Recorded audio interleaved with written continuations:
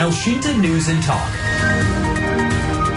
Pendengar, keputusan pemerintah pusat memangkas dana transfer ke daerah atau TKD dalam anggaran pendapatan dan belanja negara APBN 2026 dinilai melanggar undang-undang tentang hubungan keuangan antara pemerintah pusat dan pemerintah daerah. Pemotongan anggaran yang dinilai sepihak serta sewenang-wenang itu juga dianggap mengabaikan prinsip adil dan selaras dalam Undang-Undang Dasar 1945. Lalu bagaimana DPD menilai dampak kebijakan ini terhadap kesejahteraan daerah dan kemandirian daerah dalam pembangunan? Kami akan bahasnya bersama dengan anggota Dewan Perwakilan Daerah DPD RI Kalimantan Tengah, Agustin Terastarang. Elshinta News and Talk. Kami juga nantikan bagaimana komentar Anda pendengar di 0215869000. Pak Agustin Terastarang, ini terkait dengan apa yang dilakukan terkait kebijakan Menteri Keuangan. Bagaimana Anda melihatnya? Iya, terima kasih. Selamat sore buat semuanya. Selamat sore, Pak Teras. Iya, jadi tentu pertama-tama banyak kekecewaan. Banyak kekecewaan dari daerah berkenaan dengan adanya pengurangan transfer ke daerah ini. Nah, ini bisa dipahami karena apa? Karena banyak daerah itu membuat RAPBD untuk 2026, tentu dasarnya adalah APBD 2025. Okay. Nah, dan kemudian asumsinya tidak ada pengurangan terhadap APBN untuk TKD yang ke daerah masing-masing. Nah, dengan adanya kebijakan pengurangan terhadap TKD ke daerah, ya tentu banyak daerah yang merasa kecewa. Karena apa? Karena antara apa yang mereka harapkan dengan apa yang mereka dambakan, ini tidak bisa terrealisasi. Terutama bagi para kepala daerah yang baru. Ya, kepala daerah yang baru itu kan di provinsi, di kabupaten-kabupaten, dan di kota-kota. Dan tentu mereka yang baru terpilih ini kan banyak janji nih kepada masyarakat, terutama untuk masalah infrastruktur, masalah pendidikan, masalah kesehatan. Nah, dengan adanya pengurangan ini, ya pasti mereka tidak akan mampu untuk merealisasikan apa yang menjadi visi misi mereka. Sedangkan visi misi mereka inilah yang diterima oleh rakyat yang ada di daerah, sehingga mereka menjadi terpilih. Nah, ini wajar gitu, Mas. Adanya kekecewaan dari para gubernur, dari para bupati, dan bagi para wali kota. Karena kalau melihat pada hasil yang terakhir antara pemerintah dengan DPR RI, yang diputuskan itu, koreksi saya kalau salah, itu sekitar 693 triliun. Nah, 693 triliun itu kalau tidak salah juga ada penambahan yang terakhir itu sekitar 43 triliun. Dulunya 650, kemudian disahkan oleh pemerintah dan DPR RI menjadi 693 triliun. Nah, jadi artinya 29,34% ya dibanding tahun 2025 mungkin Pak Teras ya? Iya, betul. Kalau tidak salah, koreksi saya juga salah ya Mas ya. Kalau tidak salah di 2025 itu kan 800-an lah ya. 848 triliun. Berarti kalau kita melihat dari 848 triliun itu yang 2025, 2026 kan 693. Jadi betul yang Mas bilang tadi, terjadi pengurangan. Nah, pengurangan ini yang seperti di awal saya sampaikan, tentu menjadi keprihatinan bagi daerah. Karena apa? Karena telah terjadi pengurangan itu. Sedangkan kita tahu persis ya Mas ya, yang namanya transfer ke daerah ini kan ada untuk dana alokasi umum, ada untuk dana alokasi khusus, dan kemudian juga ada dana otonomi ya, dana otsus ya. dan kemudian kalau tidak salah ada lagi dana keistimewaan. Dana keistimewaan untuk DIY dan dana desa itu ya cukup besar. Jadi bisa dibayangkan kalau kita melihat apa yang saya sampaikan tadi, ya tentu sudah barang tentu menimbulkan kekecewaan dan kemudian tentu akibatnya RAPBD mereka juga pada saat disahkan ya pasti ada pengurangan juga. Jadi misalnya ada yang sekian ya karena dana yang mereka terima TKD-nya berkurang ya automatically kan harus juga dikurangi. Penyesuaian artinya Pak ya? Betul, penyesuaian dan penyesuaian ini berakibat pada ya tadi saya katakan banyak program-program yang dijanjikan pada saat kampanye dan kemudian mereka terpilih ya tidak bisa terpenuhi. Nah, ini kan yang menjadi dasar juga. Maaf Pak Teras, yang menjadi dasar juga pemangkasan ini kan juga dinilai bertentangan ya dengan undang-undang tentang hubungan keuangan antara pemerintah pusat dan pemerintah daerah. Ini bagaimana? Tapi sebelum ditanggapi, kita juga sambung bagaimana komentar dari pendengar ini Pak Teras. Ada Pak Agung silakan. Jakarta Selatan. Silakan Pak Agung, bagaimana komentar Anda? Iya, selamat sore Mas Ari dan Pak Teras Narang. Assalamualaikum. Selamat siang Pak Agung. Iya. Ini sangat menarik ya tentang pemakaian anggaran dari tahun ke tahun dari pemerintahan lalu ke sekarang. Ini yang perlu dicermati, itu kan sejauh apa sih, yang pertama, sejauh apa sih penggunaan anggaran itu efektif atau efisien bisa membuat rakyat tuh jadi sejahtera atau rakyat tuh maju dan sebagainya. Termasuk pembangunan ini ya, sarana publik. Lalu yang kedua, jika anggaran-anggaran itu yang tadi dari pusat ke daerah digunakan untuk janji-janji para kepala daerah atau apapun itu namanya, kira-kira itu ada tindakan indikasi korupsi apa tidak? Seperti itu. Lalu dia programnya berhasil mensejahterakan rakyat tidak? Yang kedua. Dan yang ketiga yang paling penting ini, sejauh apa sih pengawasannya dari pemakaian anggaran negara buat alokasi khusus, alokasi umum, otonomi, kas desa dan lain-lain itu, dana desa dan lain-lain itu. Jauh apa sih pengawasannya? Kira-kira itu pengawasan udah baik apa belum ya? Kemungkinan itu. Terima kasih. Assalamualaikum warahmatullahi wabarakatuh. Baik, terima kasih. Waalaikumsalam Pak Agung. Ini kompleks ya yang ditanyakan Pak Agung, rasa penasaran dari masyarakat. Sejauh mana penggunaan anggaran membuat jadi rakyat sejahtera? Meskipun tidak kita potong, kalau kita belajar dari yang sebelumnya, sebelum ada pemotongan, apakah mampu bisa mewujudkan semua itu? Pak Teras. Iya, ya betul ya, negara kita ini kan besar sekali ya. Jadi provinsi saja ada 38 provinsi dan kemudian ditambah dengan kabupaten-kabupaten kota, ditambah dengan desa. Ini kan luar biasa. Desa aja ada 70 lebih ribu ya. Dan kemudian provinsi, kabupaten dan kota. Ya tentu saya setuju sekali dengan Mas Agung tadi.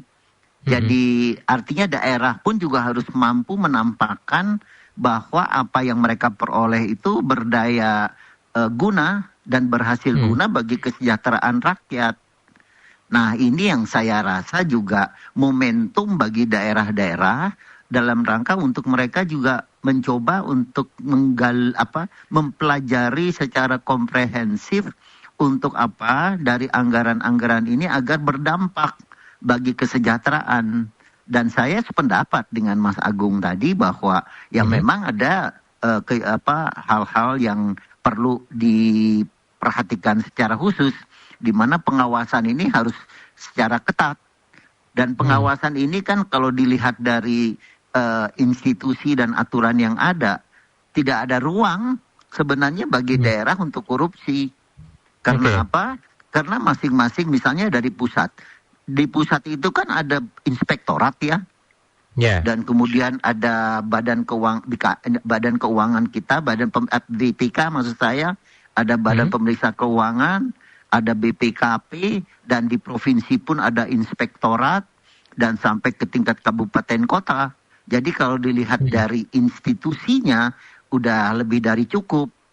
Nah kemudian juga secara internal, di pemerintahan daerah itu kan juga ada aparatur penegak hukum yang tentu juga memperhatikan Artinya dari penggunaan anggarannya, kemudian juga pengawasannya, baik itu juga programnya, serta tidak ada atau adanya indikasi korupsi, itu bisa ditekan dari pusat hingga ke daerah ya. Artinya mungkin hal itu kecil kemungkinan mungkin Pak Teras. Atau seperti apa? Ya artinya ya apa yang saya sampaikan tadi itu kan adalah upaya ya. Upaya dalam jangan sampai terjadi adanya penyalahgunaan keuangan atau penyalahgunaan wewenang. Ya, tetapi fakta bahwa memang kita kan akhirnya ada juga mendengar bahwa terjadi juga penyalahgunaan anggaran, penyalahgunaan kewenangan dan lain sebagainya. Nah, pertanyaannya adalah tentu ya kembali lagi ada ketidakberdayaan dari aparatur yang mengawasi ini. Nah ini kan bisa ini tentu ini momentum ini kita cari yang positifnya saja. Momentum ini adalah juga bagi daerah-daerah untuk melakukan semacam pengkajian ulang dan kemudian juga introspeksi berkenaan dengan penggunaan anggaran ini. Dan di satu sisi juga Mas, di satu sisi juga masalah ini adanya masih banyak anggaran-anggaran yang tidak tergunakan dengan baik. Ini kan banyak juga kita mendengar ada beberapa daerah yang anggarannya, yang TKD-nya masih ada di bank. Padahal tidak maksimal dalam penerapannya ya, atau tidak dimaksimalkan uang yang ada gitu ya. Mungkin kalau seandainya tidak dimaksimalkan, jika ada pengurangan ya bagi daerah yang tidak bisa memaksimalkan uang itu ya aman-aman saja. Namun sebelum ditanggapi Pak Teras, kita ke pendengar kembali ya, sekaligus saja dilengkapi ya. Ada Pak Umar di Bogor ini. Silakan Pak Umar, mohon maaf menunggu ya, silakan. Gini Pak anggota Dewan, saya melihat adanya tumpang tindih alokasi anggaran pusat dan daerah gitu. Misalnya kan laporannya itu kan harus ke provinsi atau pusat kan. Namun kadang laporannya ke kabupaten atau ke kota dan anggaran-anggaran yang dialokasikan ini kayak tumpang tindih, kayak berebut begitu. Nah ini gimana nih biar kita nggak terus berada pada lingkaran itu. Terima kasih. Baik, terima kasih Pak Umar. Nah ini tanggapan dari Pak Umar, apakah benar di lapangan juga terkait dengan pelaporannya tumpang tindih, Pak Teras? Bisa saja terjadi, Mas. Bisa saja terjadi seperti yang disampaikan oleh Pak Umar.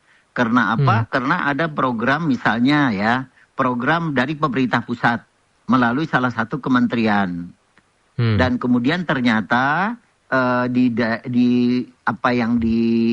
menjadi proyek dari pusat itu sudah juga pernah dikerjakan oleh provinsi dan lain sebagainya. Dan itu sebenarnya tidak boleh terjadi, Mas.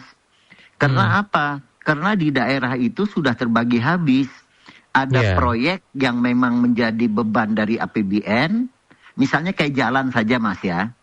Kita kan mengenal jalan itu ada jalan nasional yang dibiayai oleh APBN. Kemudian ada jalan provinsi yang dibiayai oleh APBD provinsi, ada jalan yang dibiayai oleh kabupaten kota dengan APBD kabupaten kota. Dan itu masalah, dan malahan sampai ke tingkat desa. Ada anggaran desa yang terkait dengan infrastruktur. Nah, kalau itu kita laksanakan secara konsisten dan kemudian pembiayaannya pun juga rutin, nah ini kan sering terjadi, Mas. Ada jalan yang dibiayai oleh APBN misalnya, tetapi karena di tahun itu tidak mengucur dana dari APBN, maka APBD provinsi yang terpaksa membantu untuk menalangi karena apa? Karena jalan itu misalnya jalan itu rusak, susah dilalui. Rakyat ini kan tidak mau tahu. Benar. Yang kita ini kan pokoknya urusannya itu urusan pemerintah aja. Bagi rakyat kan yang penting jalan itu bagus, jalan itu mulus, udah selesai. Masalahnya memang seharusnya seperti itu ya Pak Teras ya. Mau tidak mau, suka tidak suka ya harus oke. Nah ini tanggung jawab dari pemerintah artinya ya. Iya, karena memang itu kewajiban pemerintah. Karena yang namanya rakyat ini yang penting bagi mereka jalan mulus, jalan tidak ada lubang-lubangnya, jalan. Apalagi sudah merasa bayar pajak ya, artinya kewajiban sudah ditunaikan, tinggal haknya apa gitu ya. Apalagi, jadi sinyalemen yang disampaikan Pak Umar ya betul sekali. Nah sekarang inilah tugasnya dari pemerintah. Karena pemerintah ya tugasnya mengatur, mengkoordinasi, dan kemudian jangan sampai terjadi overlapping. Jangan sampai terjadi tumpang tindih terhadap pembiayaan itu. Jadi makanya saya cukup prihatin dengan adanya anggaran dari ini kan TKD berkurang. Kemudian ada jawaban bahwa itu ada anggarannya di kementerian. Nanti kementerian yang akan membantu. Nah, pertanyaannya sekarang adalah apa yang dikerjakan oleh kementerian itu apakah itu merupakan kebutuhan rakyat atau tidak? Oke. Karena tidak langsung bersentuhan dengan lapisan paling bawah ya, karena pemerintah daerah yang mengetahui bagaimana kondisinya. Betul, iya. Dan juga ya rasa keadilan. Karena tidak akan mungkin kementerian itu bisa memuaskan semua daerah kan. Nah yang paling saya takutkan ada vested interest nanti. Iya, Pak Teras, ada daerah-daerah yang dianggap tidak memaksimalkan TKD yang ada, namun juga ada daerah yang sudah maksimal namun juga belum memaksimalkan anggaran itu. Apakah sebaiknya dilihat ya, apakah ada daerah-daerah yang dipotong atau daerah-daerah yang dianggap juga tidak harus dipotong, atau bisa dilakukan hal itu? Nah ini banyak ini. Ini betul. Ini saya harus dapat membenarkan sinyalemen ini, karena banyak daerah-daerah pun yang tidak mampu melaksanakan anggarannya ini dengan tepat waktu. Ini pengalaman saya ya Mas ya.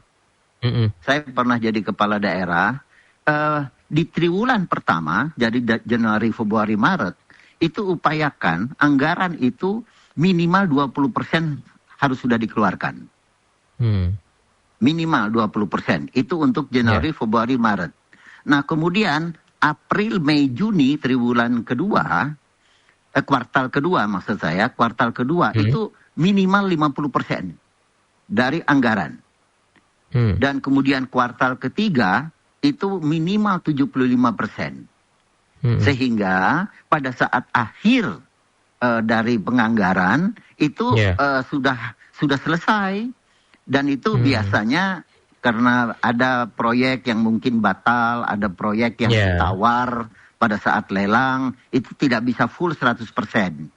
Mungkin bisa 90, mungkin bisa 95. Itu bukan berarti bahwa itu tidak dilaksanakan. Tapi karena ada efisiensi. Nah, sisanya itu harus kita tentukan sebagai sisa anggaran yang akan kita pergunakan untuk anggaran berikutnya.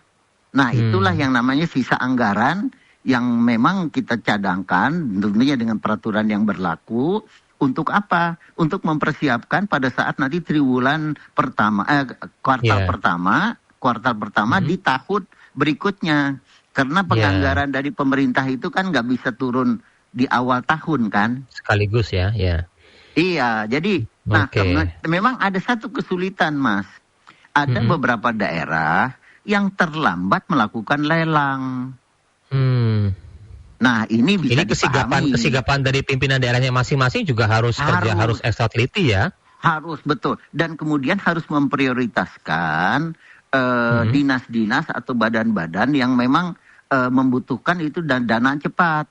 Misalnya dinas PU. Dinas PU itu kan banyak menyerap anggaran. Nah, kemudian mereka kalau bisa lelangnya dilakukan secara dini. Sehingga pada saat awal tahun sudah ada uang muka yang biasanya kan uang muka itu kepada yang pemenang itu 20%. Itu bisa dilakukan. Tapi ini ya disinilah perlu kejelian dari pimpinan daerah bersama-sama. Ini harus bersama-sama dengan DPRD Mas. Jadi kalau pemerintahan daerah, jadi kalau saya menyebutkan pemerintahan daerah itu berarti ada dua nih Mas. Kepala daerah dan DPRD. Ya harus harmonis. Iya.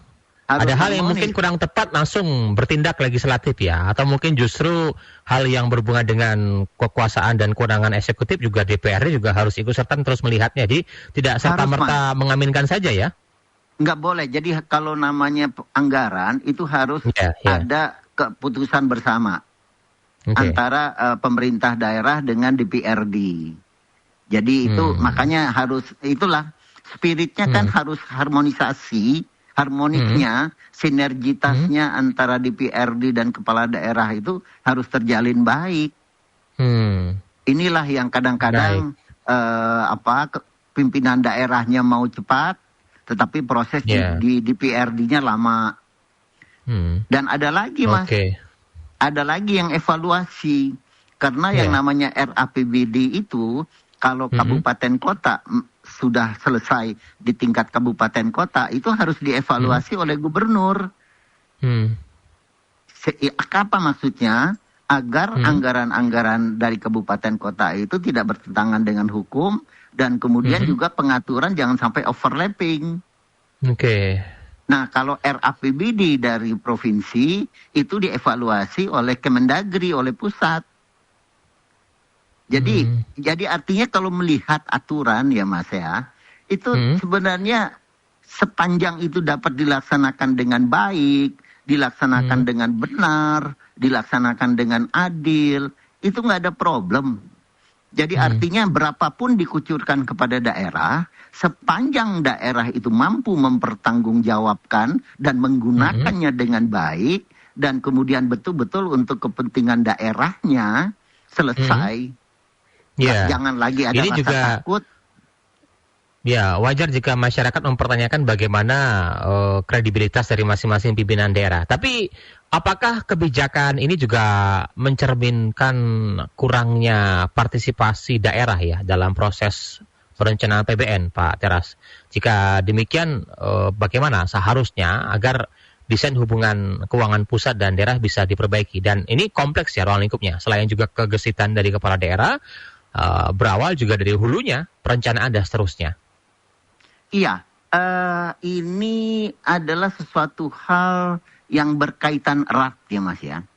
Jadi kalau kita mau menyelesaikan permasalahan, kembali dari tingkat atasnya dulu kalau masalah kebijakan.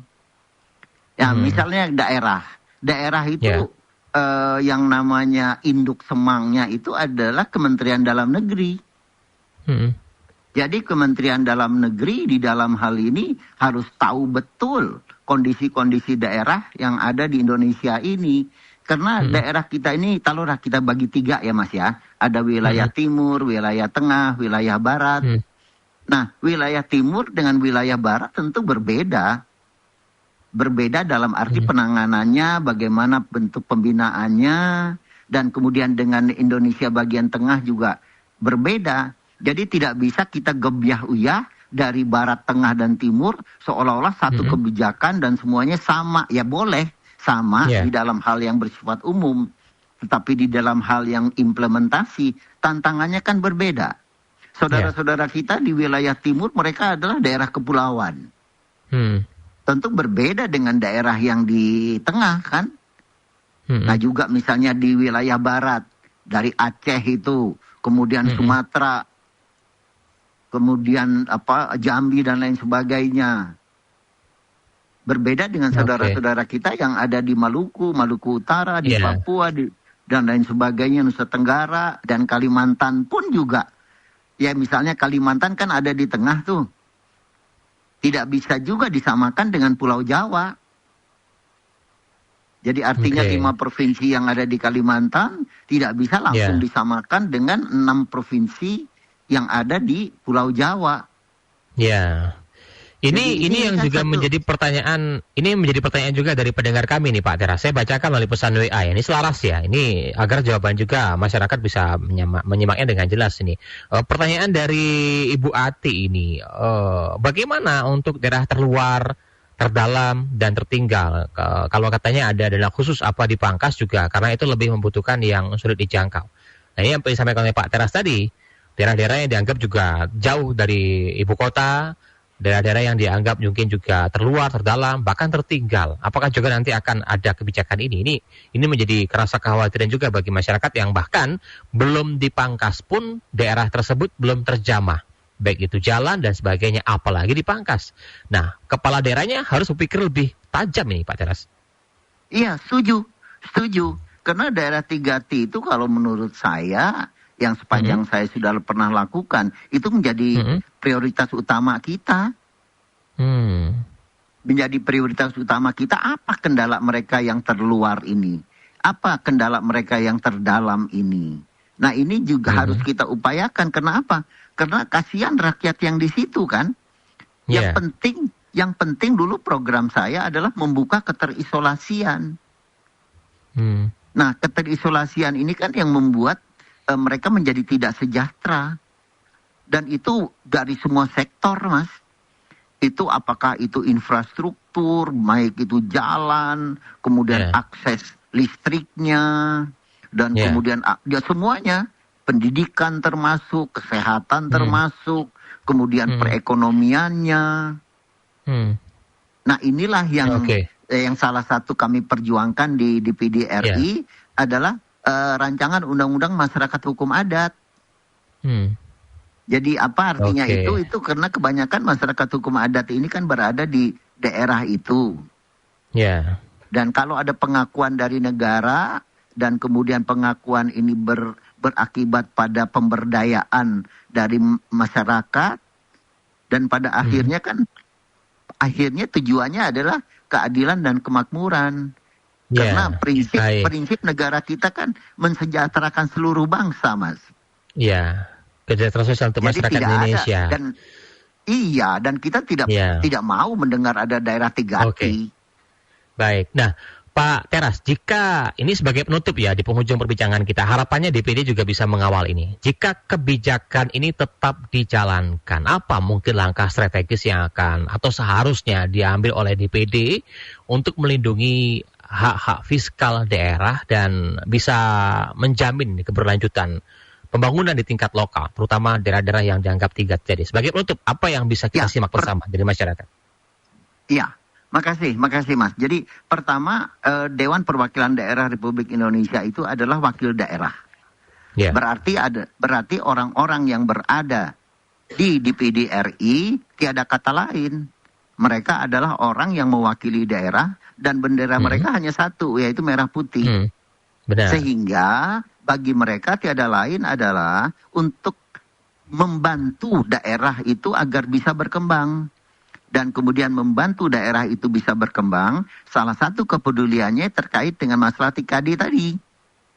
Dan kemudian juga terkait juga dengan secara internal di pemerintahan daerah, ya kita akan terus mendorong daerah-daerah untuk mampu melaksanakan pembangunan ini dengan anggaran, dan jangan sampai anggaran itu